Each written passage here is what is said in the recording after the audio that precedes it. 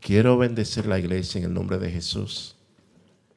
Que la paz del Señor, la paz del Rey, que sobrepasa todo entendimiento, que sobrepasa toda circunstancia, se apodere de todo tu ser, se apodere de tu vida, se apodere de tu alma.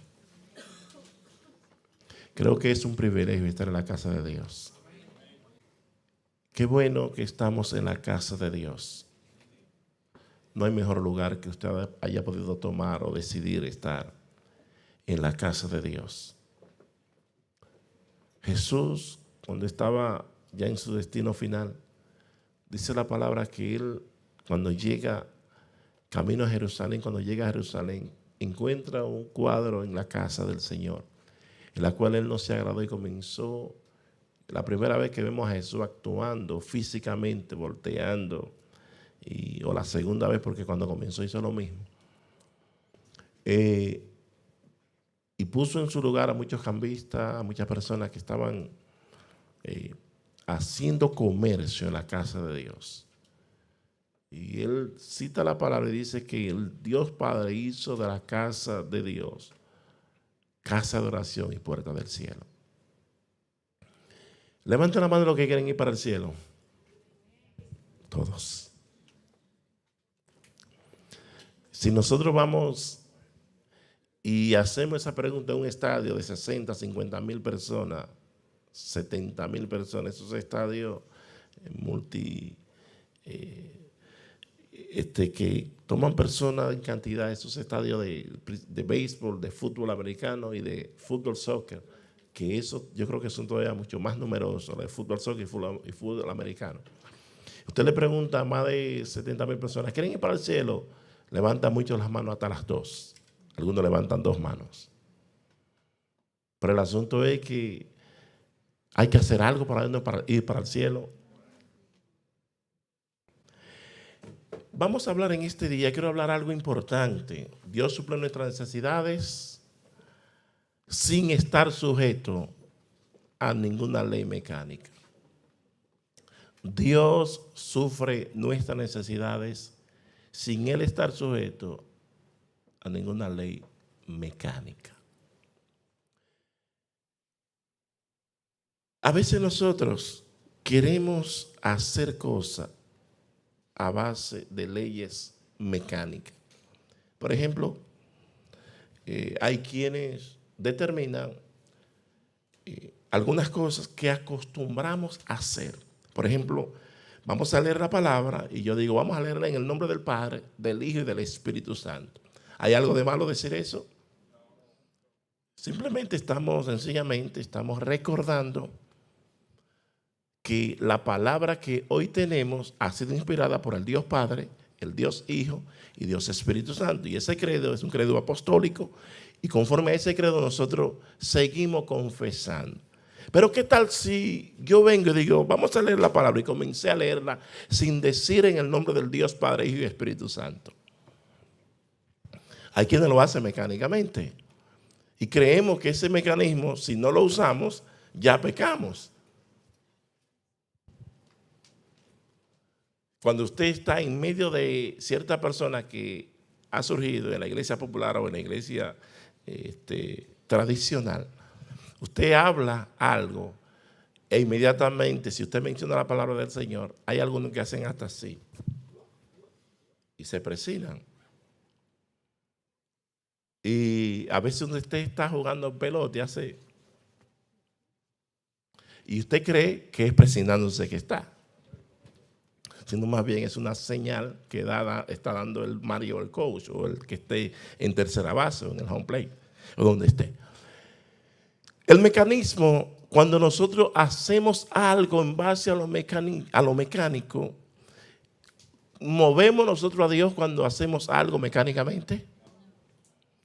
Cuando usted hace sin motivación interna, sin pasión, sin inspiración, sin deseo, sin intuición de usted agradar a quien usted le está sirviendo. ¿Usted cree que nosotros agradamos al Señor cuando mecánicamente yo acostumbro venir a la iglesia, acostumbro a hacer algo y lo hago mecánicamente? Y es como cuando una persona está impuesto a ir a ciertos lugares y cuando va a ese lugar, mecánicamente, si por ejemplo está acostumbrado a venir del norte y viene toda la calle, si Amsterdam, y viene Amsterdam desde la 175 y está acostumbrado a hacer, pero un día la Amsterdam está cerrada y tiene que tomar la 165. No sabe venir porque mecánicamente solamente sabe venir por un solo lugar. No sé si me entiende. Hay personas que saben ir a ciertos lugares y hasta que no van a ciertos puntos no pueden llegar al destino donde van. A Dios le gusta que seamos espontáneos. A Dios le gusta que seamos naturales. A Dios le gusta que seamos personas sencillas y que no le sirvamos a Él mecánicamente, que hagamos las cosas conforme a la necesidad. Por ejemplo, tú tienes problemas económicos. Tú no vas a venir, Padre nuestro que estás en los cielos, santificado sea tu nombre. Talala, talala, talala. En donde tú tienes un problema, Padre, tú reinas en las alturas. Tu palabra dice que tuya es la tierra y toda su plenitud, el mundo y lo que en él habita. Tengo un problema que me está quitando el sueño. Ve con tus propias palabras. Toma el modelo que Dios pone, pero no haga nada mecánicamente. Nosotros hemos surgido y hacemos cosas con un mecanismo que a Dios no le agrada. Vamos a ver qué nos dice la divina respuesta. Vamos a ver qué nos enseña la palabra en el libro de Mateo, en el capítulo 12, donde había un equipo de mecánicos que querían servir al Señor mecánicamente. Y con aquel que dictó la ley, con aquel que dictó lo que hoy tenemos, a él también lo corrigieron. ¿Estamos aquí? Vamos a leerla en el nombre del Dios Padre, Hijo y Espíritu Santo, para que no me lancen piedra, por favor. Dice, en aquel tiempo iba Jesús por los sembrados en un día de reposo. Y sus discípulos tuvieron hambre y comenzaron a arrancar espigas y a comer. Ahí vienen los fiscalizadores, ahí vienen los que acusan. Dice, viéndolo los fariseos, le dijeron, aquí tus discípulos hacen lo que no es lícito hacer en el día de reposo. En sí estaban los discípulos violando el día de reposo porque estaban arrancando cierta espiga. Dice el hermano Manuel que sí, y algunos quizás dirán que sí. El día de reposo era un día estricto que a Dios lo había determinado cuando le dio la ley a Moisés. Creo que fue el sexto mandamiento, el último mandamiento de los primeros 5. Y dice, el día de reposo lo santificaré. En otras palabras, tiene que apartarlo para mí. Y todo lo que tú hagas sea dedicado para mí. No me haga nada mecánicamente. Pero ¿qué pasa? La Biblia nos enseña en Deuteronomio 23, versos 24 y 25, que cuando tú camines por el campo de tu hermano, de tu prójimo, tú podías tomar uvas para comer, llevártela a la boca, pero no guardarla en cualquier bolso que tú camines o anduvieres con él. También del mismo modo podías arrancar espiga, pero no tomarla para guardarla, sino más bien arrancarla para comerla. Dice que cuando entres en la mies de tu prójimo podrás arrancar espiga con tu mano, mas no aplicarás hoz a la mies de tu prójimo. ¿Por qué dice no aplicarás hoz a la mies de tu prójimo? La hoz es lo que se conoce en el campo como una cuchilla que se usaba en los tiempos que no existía la cortadora moderna.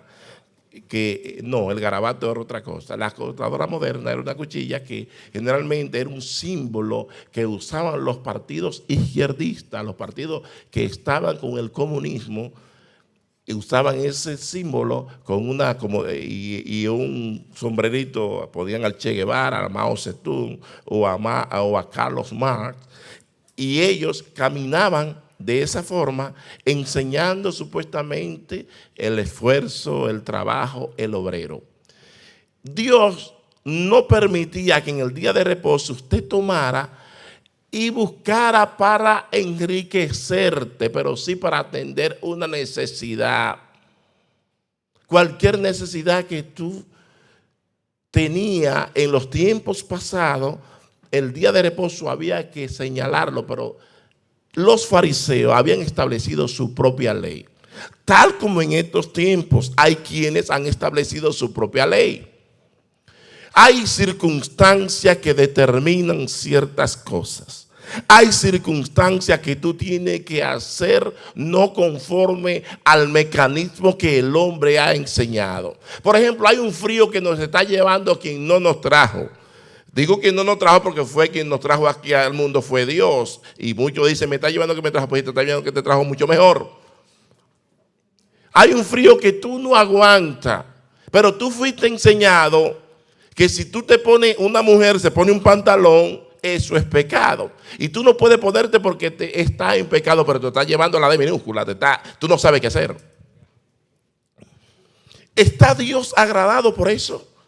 Servirle a Dios mecánicamente, ¿está bien eso? El que, por ejemplo, tú te estés muriendo de un calor y que porque hay un calor tan grande y yo como ministro, si no he trajeado no puedo caminar. Y si me paré a la iglesia y tuve y me puse un poloché normal, de gente normal, que no estaba hablando de que privando en fisiculturista ni nada de eso, sino más bien una persona que decentemente, si es un pantalón jean, no te puedes subir al altar porque tiene un pantalón jean.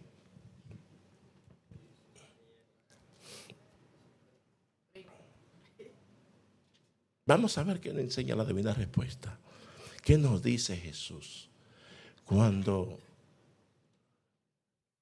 Él le contesta a lo que acusan? Los acusos no son buenos, mis hermanos. Nunca he visto en la palabra que Dios nos acusa a nosotros. Dios es un Dios tan bueno que camina muy diferente a como nosotros caminamos y nos enseña muy diferente. Por ejemplo, cuando el Señor le estaba hablando a Moisés de que le dijera a su pueblo que cerca de él estaba la palabra y que tenía que poner puntos importantes, le dijo, mira, hay dos caminos. Hay el camino de la vida y está el camino de la muerte. Nunca le dijo, este es el camino de la muerte. Tú, por si sigues así, pueblo, te voy, bueno, vas para el infierno. Exacto, esto es lo otro. No. Él dijo, hay dos caminos. El camino de la vida es este y le da las pautas. El camino de la muerte es este y le da las pautas. Y después termina y dice, yo te aconsejo que tome el camino de la vida. No te condena, sino te aconseja que tome el camino bueno. Por allá en el libro de Apocalipsis, en el capítulo 3, dice a una iglesia llamada la iglesia de la Odisea, que se creía ser millonaria, que se creía ser rica, que se creía tener el conocimiento de todos los conocimientos, que nadie le podía enseñar, que era enseñable, que tenía la capacidad de todo y que tenía visión y que veía desde lejos. Y dice la palabra que cuando él se presentó, le dice el Señor, tú te crees rica y eres una miserable. Yo te aconsejo que compre de mí oro refinado en fuego y que tus ojos le pongas colirios para que pueda ver. Colirio, artículo medicinal que se vendía en aquel lugar llamado la Odisea para la vista. Y nosotros somos los que estamos llamados a darle la medicina a aquel que viene con necesidad. Las leyes, muchas veces, las leyes a nosotros, cuando son establecidas por el hombre y cuando se quieren forzar a llevarla, lo que producen es, ¿sabe qué produce? Mucha rebeldía. Cuando yo quiero forzar a hacer algo a base de fuerza, eso, el que tiene que cumplir la ley, lo que hace es que se levanta, se revela y después de rebelarse, se emancipa, que es un grado de revelarse con más superlación, y lo que hace que muchas veces desiste de lo que está haciendo. Jesús sigue diciendo en el verso 3, pero él les dijo. ¿Quién le dijo así? Jesús. ¿No habéis leído lo que hizo David cuando él y los que con él estaban tuvieron hambre? ¿Cómo entró en la casa de Dios y comió los panes de la proposición, que no les era lícito comer, ni a él ni a los que estaban con él, sino solamente a los sacerdotes? ¿Qué hizo David ese día? Usted conoce la historia.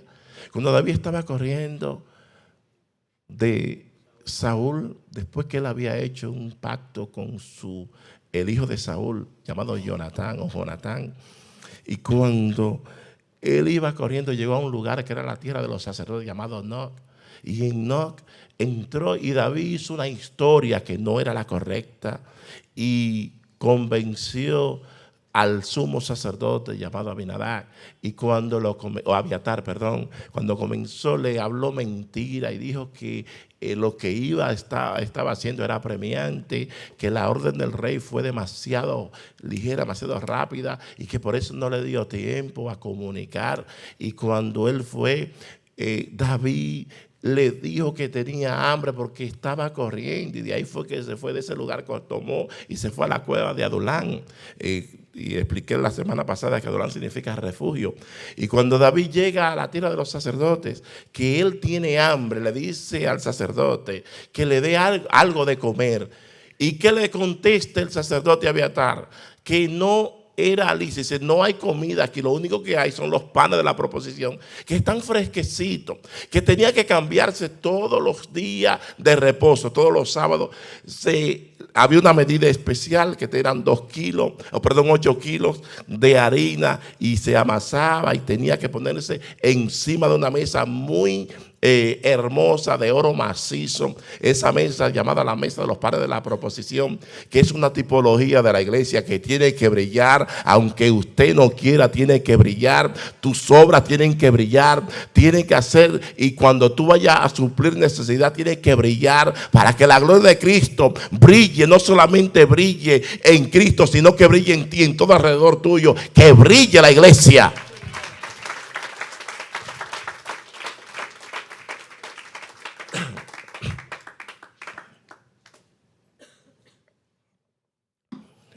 Después que David le dan los panes, Abiatar le hace una pregunta. Bueno, yo te lo voy a dar, pero quiero hacerte una pregunta. ¿Se guardaron tus hombres de tocar mujeres? Y él le dijo, bueno, a la verdad sí. Tenemos unos cuantos días que no hemos visto a nuestras esposas. Estamos ready. Pues cómense los panes. ¿Por qué? Porque Dios no está sujeto a leyes mecánicas. Porque Dios no está sujeto a leyes mecánicas. Las leyes de Dios son leyes hermosas, y están en ellas para que nosotros nos deleitemos en ellas. Las leyes que están puestas, el que anda transgrediendo la ley es el que se ofende. Cuando Dios te habla y tú te ofendes, tú eres un transgresor de la ley. Tú no te interesa cambiar. A ti no te interesa que te enderece lo que está mal. Porque cuando Dios nos habla, dice la palabra que la ley era para los matricidas, para los patricidas, que es patricida, los asesinos de la padre, los asesinos de la madre, para los infanticidas, es decir, aquellos que andan matando mujeres, el feminicidio, el homicidio, aquel que es criminal, aquel que está violando leyes, y Dios no quiere que nosotros seamos violadores de leyes o de la ley. El que viola la ley, a él es que se le aplica la ley. El que no viola la ley, no se le aplica la ley. Tú no te puedes ofender si la ley tú la violaste y se te está aplicando la ley, porque Dios no está con un grupo de sinvergüenza. A Dios le gustan los hombres serios y las mujeres serias. Parece que no le está gustando. Inclusive hasta subir la voz para que vean que la cosa tiene un poquito más de carácter.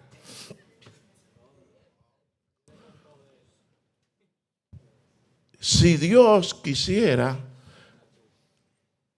uno caminara. Cuando yo expliqué una serie de mensajes, como unos 20 mensajes, llamado El cristiano ante una encrucijada, había un punto en el cual yo determinaba que el camino de los perdidos era bastante espacioso, bastante amplio, llamado Broadway, y que tenía muchas luces para tú divertirte y entretenerte y quitarte del enfoque. Y tú podías caminar a la velocidad que tú quisieras, porque ahí no había límite de velocidad en ese camino.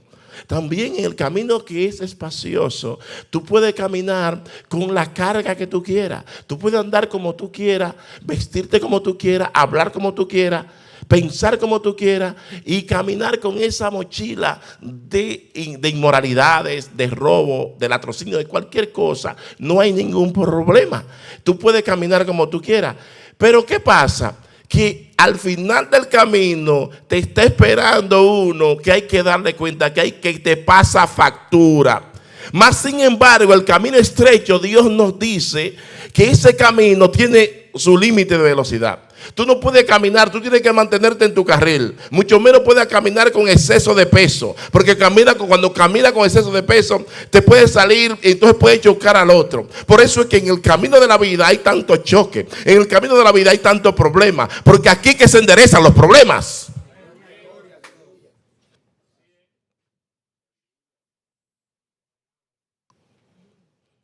¿Usted cree que en el mundo te van a preguntar, quién le va a preguntar? Los panes de la proposición, ¿te has guardado de esto? Que es lo mismo cuando se va a observar la Santa Cena. Cuando uno estaba en la iglesia tradicional no se preguntaba nada de eso. Pasa por aquí, aunque tú seas el fornicario, que tuvieran 50 mujeres. Cualquiera le gusta ese trabajito, tú ves. Teniendo tiendecita de toda clase. Sucursales, por ahí la headquarters, que es la principal, la que tú tienes debajo del techo. Pero en este camino, el Señor nos habla que tú no tienes culpa cuando las cosas se hacen bien. ¿Por qué David dice, no habéis leído en la ley cómo en el día de reposo los sacerdotes en el templo profanan el día de reposo y son sin culpa? ¿Y cómo es la cosa?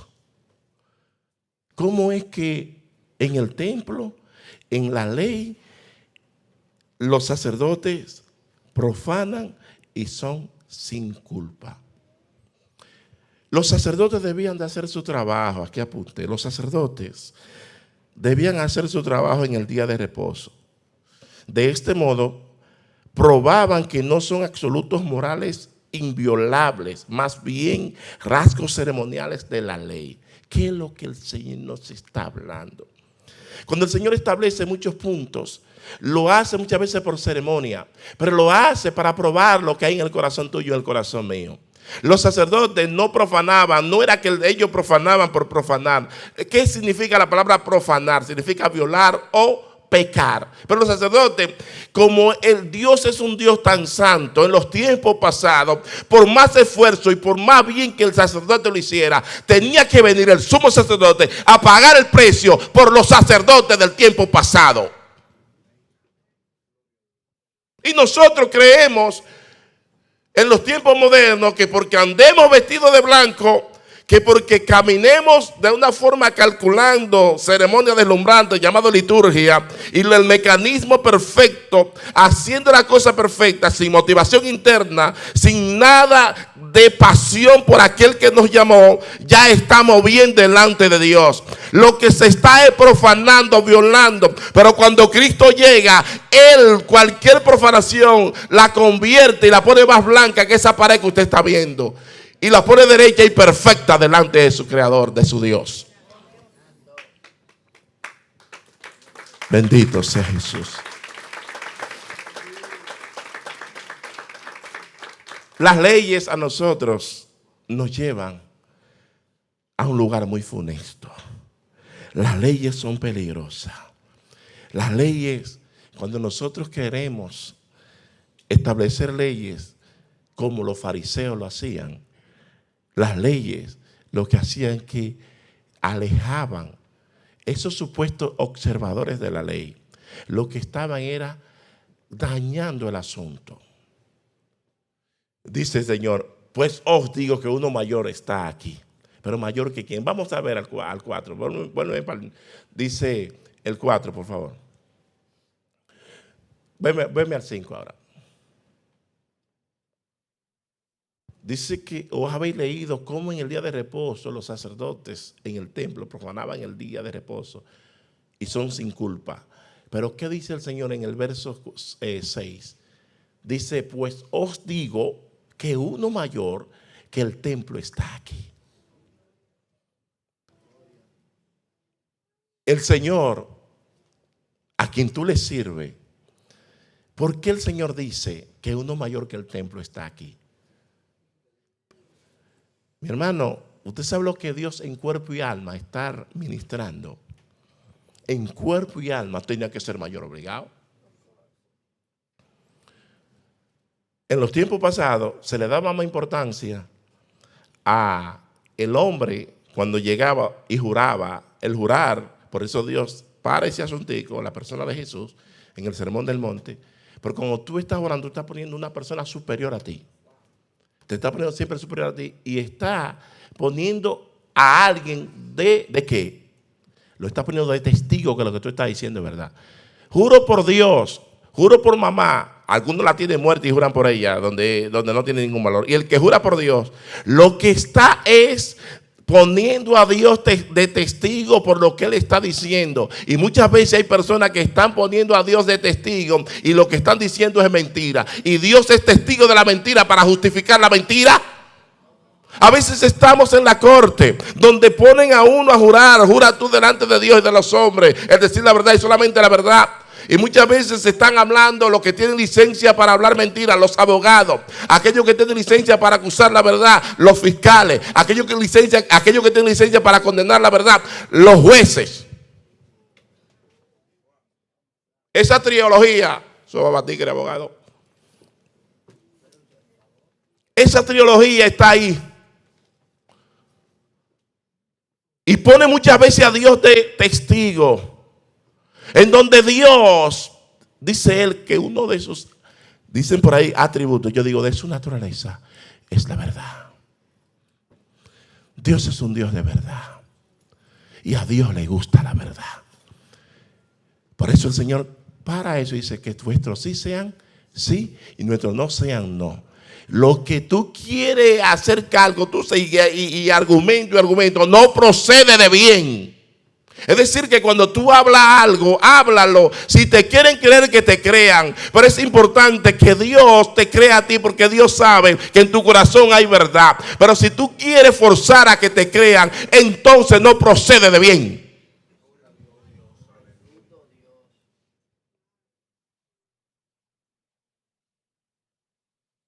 La respuesta del maestro nos muestra que las leyes del día de reposo no restringían la obra producto por ninguna necesidad. A veces nosotros estamos en ayuno. Nos hemos apartado a nuestro Creador. Pero hay personas que dicen, yo estoy en ayuno y yo no puedo ni siquiera hablar duro porque estoy en ayuno. Hay personas que están en ayuno y dicen, no, yo no puedo, hay que salir a hacer un trabajo y no lo pueden hacer. Hay que hacer algo, no lo pueden hacer porque están en ayuno. Bueno, tiene una causa justificada. Pero usted cree que cuando usted muchas veces hace algo mecánicamente y hay alguien que te necesita, de que tú le des la mano y porque tú estás supuestamente en ayuno, tú no le puedes dar la mano. O por ejemplo, que tú vengas a la iglesia y yo voy para la iglesia, pero Juanita necesita un favor y tiene que llegar a la iglesia quizá un poquito más tarde. No estoy dando licencia para que los sinvergüenzas vengan más tarde, por si acaso. Es por si acaso se presenta alguna cosa. Porque muchas veces el pastor lo dijo. ¿Qué pasa? Que tú vienes y haces lo que tienes que hacer porque tú no estás sujeto a leyes mecánicas. Las leyes mecánicas no nos ayudan a acercarnos a Dios. La ley que existe en el corazón es cuando tú quieres agradar a Dios, que tú quieras hacerlo y lo quieras hacer, porque de veras Dios ocupa el primer lugar en ti. No ocupa en primer lugar ningún mandamiento de hombre.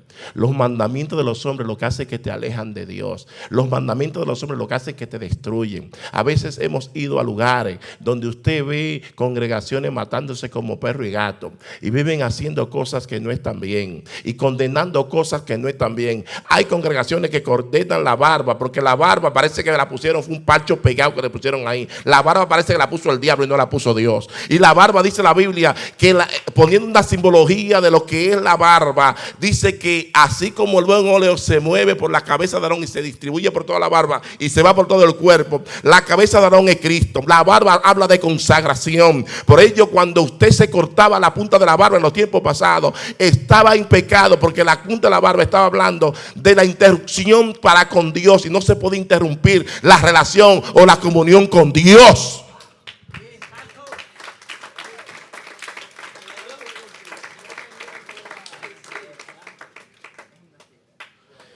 A veces nosotros estamos aquí y no entendemos lo que se llama el Dios eterno, cómo se manifiesta. Otro punto que apunté fue el segundo. Dice, también afirmó que el día de reposo fue establecido o instaurado para el beneficio del hombre y la gloria de Dios. Y nunca tuvo el propósito de esclavizar al hombre ni a su pueblo. El evangelio no ha venido para esclavizar a nadie. El cristianismo no ha venido para esclavizar a nadie, sino para liberar a aquellos que están cautivos. El evangelio ha llegado para darle libertad a los cautivos. ¿Usted cree que el evangelio ha llegado para matar a la gente? El evangelio no ha llegado para nada de eso. El evangelio ha venido para darle libertad. Dice la palabra en el Isaías 61. Dice, y el Señor lo cita en el libro de Lucas, capítulo 4, versículo 18, dice, el Espíritu del Señor está sobre mí. El Espíritu del Señor está sobre mí. Que es lo mismo que dice Isaías 61. El Espíritu de Jehová está sobre mí. ¿Qué pasa? ¿Está sobre ti para qué? En Lucas 4:18, está sobre ti para qué. ¿Para qué está el Espíritu de Dios sobre ti? Dice, el Espíritu de Jehová, el Señor, está sobre mí, porque me ungió Jehová, me ha enviado a predicar buenas nuevas a los abatidos, a vendar a los quebrantados de corazón, a publicar libertad a los cautivos y a los presos apertura de cárcel. Los fariseos no entendían eso. Los escribas no entendían eso. Los religiosos no entendían eso en los tiempos de Jesús. Usted sabe las ataduras que hay internamente en el corazón de nosotros los seres humanos. Usted sabe las personas que están atadas, que se ven libres. Usted sabe las personas que se ven libres, que usted lo ve muchas veces hasta con traje, con saco y corbata. Personas con ataduras, con avaricia en el corazón, que son avaras. Personas que son, como dicen en el covetousness, que les gusta, que tienen un deseo desmedido en poseer lo que le pertenece a otro. Personas que son amador del dinero. Personas que tienen todo tipo, que utilizan lo que llaman el pleonecta y el filárguro, que son asuntos que van encargados y que se encargan en el corazón de nosotros, los seres humanos, que muchas veces nos vemos en libertad. Muchas veces personas con muchísimos problemas de homosexualidad, de lesbianismo, de moralidad, que tienen muchísimos problemas inmorales, y usted lo ve en ciertas cortes, aún jueces que usted lo ve en ciertas cortes y son unos inmorales, le gusta la prostitución, le gusta la pornografía y andan cosas con ataduras internas y se ven muy libres.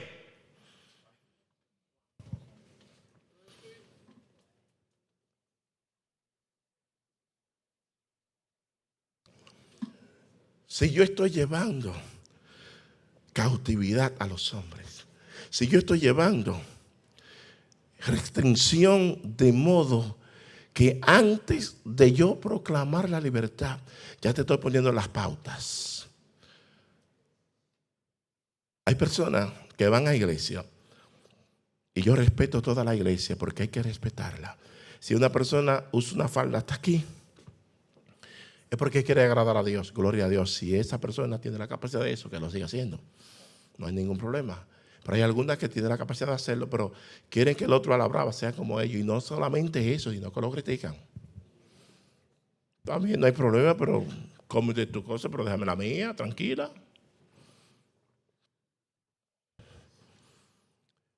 Que hay personas que vienen por ahí y suben, después que suben una escalera, quizás unos 15 escalones, y después que llegan aquí, que tienen hasta sobrepeso y que tienen unos problemas que solamente Dios se los puede resolver. Y después que llegan, y porque llegaron de una forma que tú no creciste, de la forma que tiene que crecer, entonces te condenan. Hay iglesias que dicen, tú no puedes volver así de la forma que tú estás vestido. Claramente estoy hablando de algo normal.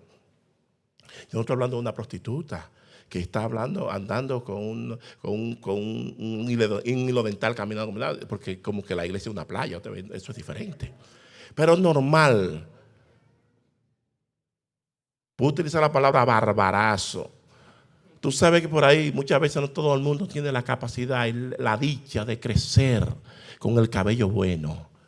Bueno, y tú sabes que el pelo, dice la Biblia que el pelo es la gloria de la mujer. La mujer es lo que pone, y la gloria del hombre es la mujer. Entonces, el pelo, cuando usted anda todo desgreñado, ¿qué usted trata? Usted es una persona con su juicio claro, usted trata de arreglarse la cabeza, porque lo primero que se ve a uno todo, que parece una escoba boca arriba, de que tú andas todo.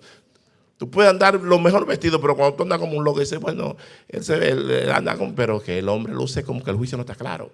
La mujer no está clara. Si esa mujer se arreglara, estuviera arregladita, fuera una estrella de cine. En una ocasión me preguntaron a mí que si el deslizado era pecado. Se va a tocar eso aquí, no hay ese problema. Digo, si el deslizado fuera pecado, solamente fueran al cielo los que tuvieran cabello bueno.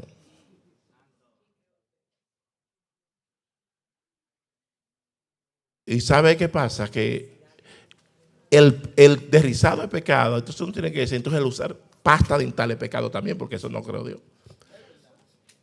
Vamos a andar con mito, andar con cianuro, andar con un mal olor que ni siquiera una cloaca sale de la boca, porque es pecado usar pasta dental.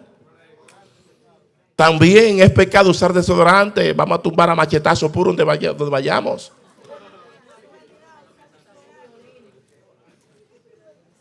También es pecado el asearse, también es pecado.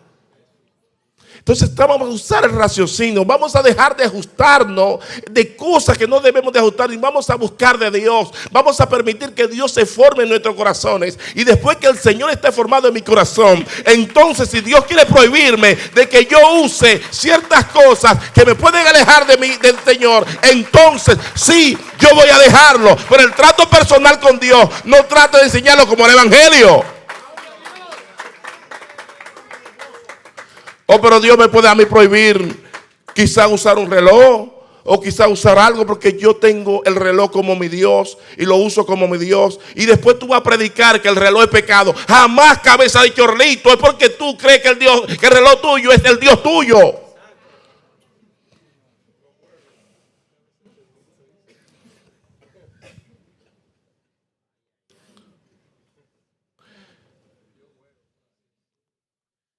Observe si el día de reposo era un asunto peligroso.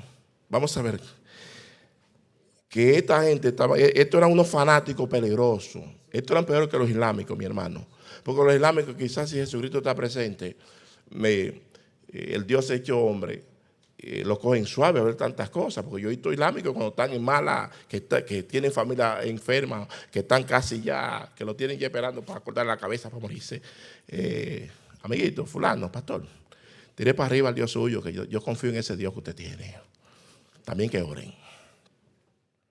Porque cuando la pelota tiene arrinconado uno, cualquiera dice que hay que orar, porque hay que orar obligado, porque es que uno sabe, etnológicamente hay un principio dentro de la teología que se enseña que todos nosotros los seres humanos creemos en un ser superior, que todas las culturas creen que existe algo superior.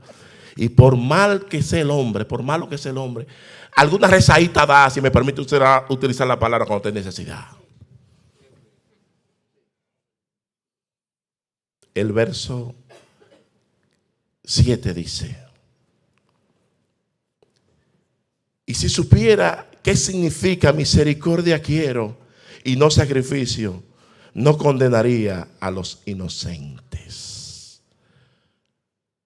Tú sabes lo que es una gente que venga buscando de Dios y venga con un sinnúmero de problemas, y cuando entre esa persona, quizás llegó porque no tenía un desodorante, porque estaba tan mala que el diablo le cogió el coco y se lo destruyó.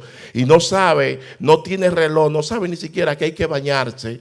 O por ahí hay personas que el reloj está tan malo que muchas veces se acuestan en el día y se levantan a las 3, a las 4 de la mañana y creen que son las 12 del mediodía. Y como si nada, las 5 de la mañana para ellos son las 3 de la tarde. Porque el juicio no está bien. Se apareció, quizá esa persona está, ya el juicio no está claro, y se apareció a la iglesia y ni se arregló bien ni nada de eso. Y lo vamos a sacar. Lo vamos a sacar. Si viene al hospital para nosotros enderezarlo, para nosotros curarlo, lo vamos a destruir. Usted sabe lo que significa misericordia quiero y no sacrificio. Dice conocimiento de Dios. Conocimiento de Dios más que holocausto. Muchas veces nosotros podemos decir que estamos ayunando, decir que estamos buscando de Dios, decir que estamos orando. Si nosotros no entendemos lo que significa la palabra misericordia, nosotros tenemos que entender y buscar de Dios y convertirnos, porque no estamos haciendo las cosas bien. La misericordia no es más que cuando tú haces algo que tú te mereces ser condenado, en vez de condenarte a ti, ¿sabe lo que se hace? Que te perdonan. Eso se llama tener misericordia. ¿Y cuántos de nosotros no hemos violado la ley divina? Todos estamos destituidos de la gloria de Dios. Todos estamos condenados. Dice la palabra que no hay justo ni aun uno. Por cuanto todos pecaron, están destituidos de la gloria de Dios. Pero cuando uno mira al sol de justicia, inmediatamente tú eres justificado, eres perdonado, inmediatamente eres santificado. El Dios del cielo se glorifica en ti y comienza a ponerte en otro lugar. Y comienza la misericordia de Dios a manifestarse en ti. Desde que el hombre pecó, Dios mostró su misericordia. Dice la palabra que el hombre comenzó a justificarse inmediatamente. Tomó y se puso hoja de higuera, que está hablando de la justificación y de los argumentos de nosotros los seres humanos. ¿Y qué hizo el Señor? Que apartó el árbol de la vida. ¿Por qué aparta el árbol de la vida? Y lo lleva a un lugar y lo cubre con 2 querubines. Dice que lo cubría, estaba en el medio del árbol de la vida, habían 2 querubines. Los querubines están mostrando la gloria de Dios y la misericordia de Dios hacia los hombres, protegiendo el árbol de la vida. ¿Por qué lo protegía?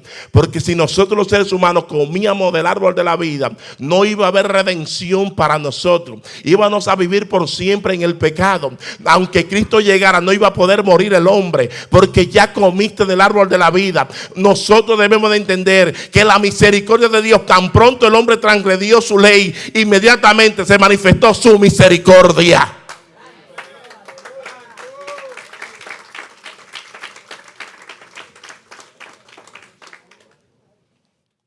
Porque el Hijo del Hombre es Señor del día de reposo. Y dice Lucas, entonces Jesús le dijo, déjame ver, creo que está por aquí el que quiero usar. En el 6, en Marcos 2, dice que el verso 3, no me lo busque, dice que el Hijo del Hombre es aún Señor del día de reposo. El día de reposo fue creado ¿para quién? Fue para que nosotros le rindieran la presencia al día de reposo, sino para que Él nos rindiera la presencia a nosotros. Eso es para beneficio de nosotros, no para beneficio de Él. Cuando nosotros observamos del día de reposo, nos damos cuenta que Jesús dijo, aprended de mí que soy manso y humilde de corazón, hallaréis descanso para vuestras almas. Porque el día de reposo te está hablando del mismo Cristo. ¿Quién puede encontrar reposo de alma, de vida y de cuerpo fuera de Jesucristo? ¿Quién? ¿Quién puede encontrar tranquilidad si Cristo no está presente? ¿Quién puede encontrar paz si Cristo no está presente? ¿Quién puede encontrar paz si el Señor de la gloria no está presente? ¿Qué hogar puede encontrar paz si Cristo no está presente? Pero muchas veces Él está presente, pero nosotros no queremos que Él esté presente en nosotros. Yo puedo hablar bonito de Jesús y puedo decir que lo tengo, pero cuando Jesús dice: venid a mí todos los que estáis trabajados y cargados, y yo os haré descansar. Y cuando Él dice: aprended de mí que soy manso y humilde de corazón. Si el más grande de todos los grandes, el creador de los cielos y de la tierra, el creador del universo, el creador de ti y de mí, dice que hay que aprender de Él, que es manso y humilde de corazón. ¿Qué nos está diciendo el Señor? Dice la palabra que por lo que Él padeció, Él aprendió la obediencia. Aún Él mismo nace y conforme a como Él se hizo hombre, Él mismo fue aprendiendo conforme a lo que la vida le iba enseñando. Pero nosotros no. Sabemos demasiado. Cacho, tengo universidad por mamacita. ¿Para qué tú me vas a hablar de eso? Si eso yo me lo sé.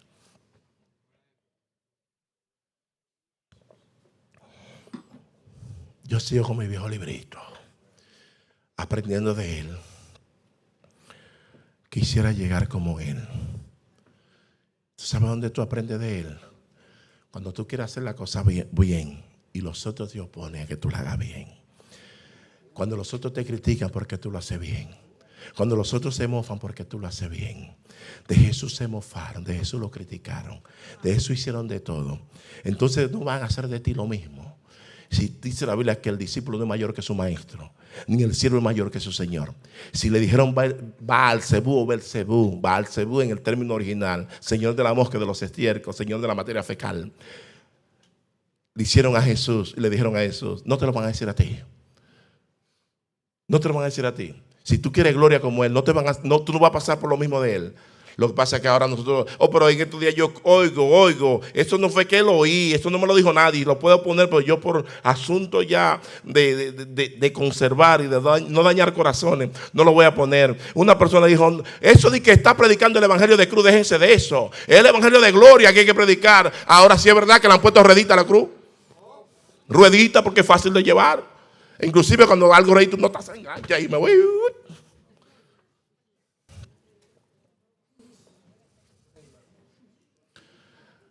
El evangelio del Señor es algo hermoso, pero no podemos quitarle la realidad del asunto. ¿O usted cree que el Señor está contento con nosotros los seres humanos? ¿O usted cree que el Señor está contento con el mundo, cómo está procediendo el mundo? ¿Usted cree que el Señor está contento muchas veces cómo está procediendo las iglesias? Que han tomado la iglesia, la han tomado como fuente de ganancia, que han tomado el nombre de Jesús como fuente de ganancia, que los que viven muchas veces, me perdonan los pastores, yo soy pastor, candela para mí, los que son una de vagos, que no quieren trabajar, los que quieren caminar y lo que quieren es vivir del cuento de la gente que trabaja y ellos sentados en una oficina con la cabeza para arriba, sin ningún esfuerzo, solamente que lo mantengan como dos como bagazos, y están por ahí que no pueden caber, no entran por ahí que están como pichones de cachalote. O por ahora que más vago hay en el evangelio. Usted sabe la gente que anda en este camino, que no quiere trabajar. Y Jesús nos enseña que desde que tenía la edad de 12 años y algo, era trabajando con su papá. Y solamente cogió 3 años y medio y no descansaba. Porque el trabajo que Jesús hacía, mi hermano, donde llegaba era una bendición. Dice la palabra, donde quiera que llegaba, le traían los lunáticos, los endemoniados, los enfermos, los que estaban en problemas de la vista, los mudos. Y a todos los sanaba y los ponía a hablar y a ver. Mi hermano, era una bendición. Cuando Jesucristo estaba en la vida, era una bendición lo que había. Usted sabe lo que es un infeliz, me permite utilizar esa palabra, esperando de esa mitología que hay son cosas que son como místicas en la palabra. En Juan 5 dice la palabra que ese enfermo que estaba en el templo ahí esperando su momento, su tiempo, que de tiempo en tiempo venía un ángel y movía las aguas, y el que entraba primero era sanado. Un infeliz que estaba inválido, que no podía moverse para nada, que tenía que valerse del otro para poder él entrar, y le pregunta a Jesús: ¿quieres ser sano? Dice, bueno, dirá él: caballero, elemento, como dirán en el campo, hay cristianos. ¿Cómo yo voy a entrar? Sí, cuando ya yo voy a arrancar hace rato, que han entrado como 20 o 30 o 40. Tú me lo estás preguntando, tú estás riendo de mí. Sé sano. Jesucristo no oraba, Jesucristo daba orden. Solamente Jesucristo oraba cuando estaba solo, buscando la presencia de su papá. Pero cuando se enfrentaba al problema, ellos le decían, ¿qué tú quieres? Recíbela. Sé esto. Recibe la vista. Recibe lo otro. Ve y busca lo otro. Qué autoridad. Qué poder tenía Jesús. Qué belleza. Cuando Jesús llega al corazón. Cuando Jesús llega es una bendición. Era una bendición tan grande que cuando Jesús iba caminando, iba con un grupo, la vida seguía, o había un grupo que seguía la vida. Pero había otro grupo que seguía la muerte. Y cuando se encontró la vida con la muerte, ¿qué sucedió?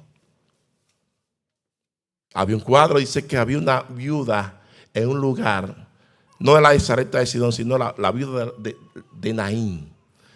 Y cuando iba con su féretro, tenía a su hijo. Parece ser que el muchacho tenía fuerza para trabajar. Y en ese entonces no había Social Security. En ese entonces no había plan de retiro. En ese entonces una viuda dependía de la limosna y del que se apiadara de ella si no tenía familia. Se la llevaba la D minúscula, pasaba trabajo por mamacita.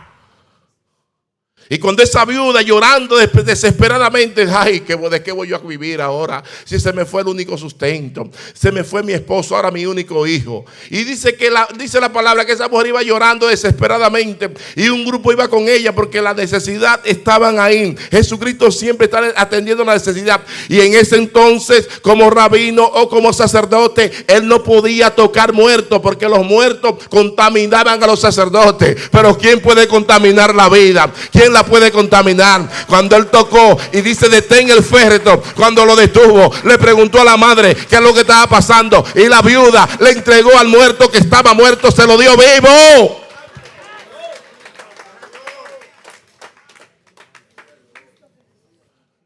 Oye, la religión es tan malvada, me perdonan, que cuando está aferrado uno a los principios humanistas que son establecidos, dice, pero el Hijo del Hombre es a un Señor del día de reposo. Ya lo dije de otra versión, pero vamos para adelante. Pasando de allí vino a la sinagoga de ellos. ¿De quiénes? De los fariseos, de los saduceos y de los escribas. Y aquí había uno que tenía seca una mano. Y preguntaron a Jesús para poder acusarle, ¿es lícito sanar en el día de reposo? Oye, es un problema. Es que tú no puedes llegar a la iglesia y venir a observar que si yo estoy haciendo algo malo, tú me vas a acusar esperando que yo cometa un error para mandarme fuego. Así no. Entonces, identifícate, ¿eres fariseo o eres cristiano? Así no funciona. No es que no cometamos errores o que cometan errores y que no se corrige el error. Aquí observamos, dice, aquí había uno que tenía seca una mano. Y preguntaron a Jesús para poder acusarle, ¿es lícito sanar en el día de reposo? ¿Enseñaba la ley que no se podía sanar en el día de reposo? ¿Enseñaba la ley que no se podía sanar? Eso enseñaban los fariseos que habían aprendido en el Misná y habían aprendido en el Torah, la Torah no, la Torah había aprendido en otro llamado el Talmud, que no se podía hacer nada en día de reposo. En otras palabras, estaban más puros que el mismo Dios. Eran más sanos que el mismo Dios. Y lo mismo sucede en estos tiempos. Hay personas que son más puros. Oye, yo he oído historias de disparate que solamente Dios sabe. Oiga, yo he oído historias en los asuntos, por ejemplo, de matrimonio, de personas que se dejó de una mujer y la mujer tenía a su esposo y tenía hijos. Oigan esta historia, mis hermanos. Tenía a su esposo y tenía hijos. Y el hombre con una esposa por allá y también con hijos. Y hay personas que dicen, te tienes que dejar de ella. Y dejaron ya con el amor por debajo de la tierra. Dejó la esposa. Dejó el esposo y se unió otra vez a esa mujer mecánicamente. Y ahí están, que están como con bricha. Usted sabe lo que es eso. Erráis en las escrituras. Cuando tú haces la cosa, hay personas que están esperando que tú cometas cualquier error, te sale por ahí para acusarte. Tú no ves que es lo que dice el diablo. El diablo te insiste dándote a tomar bebidas alcohólicas. Te insiste en provocarte a tú hacer cosas ilícitas. Para después que tú lo haces, ¿qué es lo que hace? Pero tú no eres evangélico, tú no eres cristiano. Para destruirte. Eso lo hace el diablo. Él les dijo, ¿qué hombre habrá de vosotros que tenga una oveja y si ésta cayere en un hoyo en día de reposo, no le eche mano y la levante? Jesús le está tocando sus intereses, le está tocando el corazón, le está tocando la conciencia. A veces Dios nos toca la conciencia a nosotros. A veces nosotros, Dios permite algunas cosas y diré a tú, y de veras, yo haría el consejo que yo estoy dando. ¿De veras yo podría hacer lo que estoy hablando? ¿De veras qué haría yo en esta situación? ¿Qué haría yo en esa situación? Porque a veces es muy bueno el ser cristiano de teoría, eso es lo mejor que hay. A veces hay unos problemitas que si el pastor no tuviera unos asuntos que usaban los flecheros para defenderse de la flecha, me llevara a la de minúscula, porque eso es candela por todos lados. Candela por abajo y por arriba para estar doradita por todos lados para que se lo coman a uno doradito. Pero el asunto que a Dios le gusta poner a uno doradito, tú ves. A Dios le gusta comer su tortilla que esté bien doradita.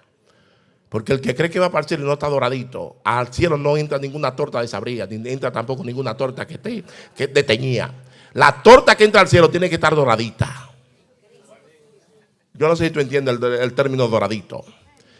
Que tiene que aprender a pasar la prueba, que tiene que aprender a salir ileso del horno. No se te puede pasar, oye, pero a veces te sacan a de tiempo, y cuando te sacan a de tiempo, ¿sabes qué sucede con el que lo sacan a de tiempo? Que si hace una oración por alguien y se sana, dice, yo soy un campeón, yo soy un león, ¿y quién se mete conmigo? Se coge la gloria que le pertenece a Dios.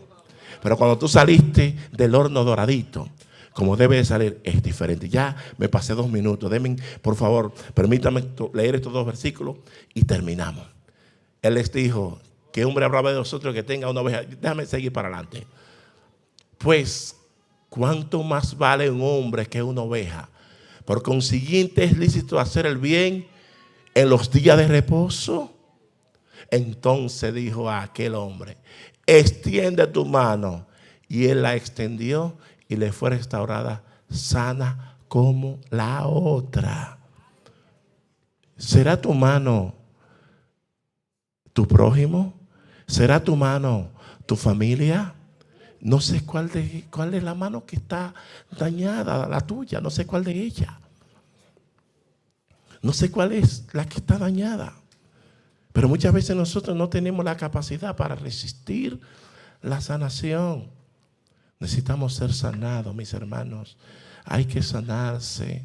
Hay que sanarse. Si no nos sanamos, olvidémonos de estar mirando la mano que está seca. Miremos la solución. Observamos que este hombre no vino a la religión, sino que vino a Cristo.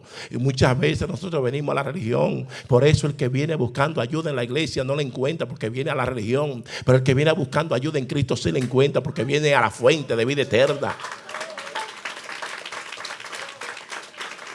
Hay personas que les gusta buscar ayuda y muchas veces llegan a los lugares y están provocando. He visto personas que han comentado cosas y los que muchas veces van a visitar a algún enfermo y lo primero que preguntan, ¿y el pastor vino por aquí? No preguntan si el pastor vino por aquí para sentirse contento, para tratar de ver qué pasó con el pastor, sino para acusarle. E inclusive hacen así y le dan una ayudita, tú ves. Y después que le dan la ayuda, ¿y el pastor qué hizo?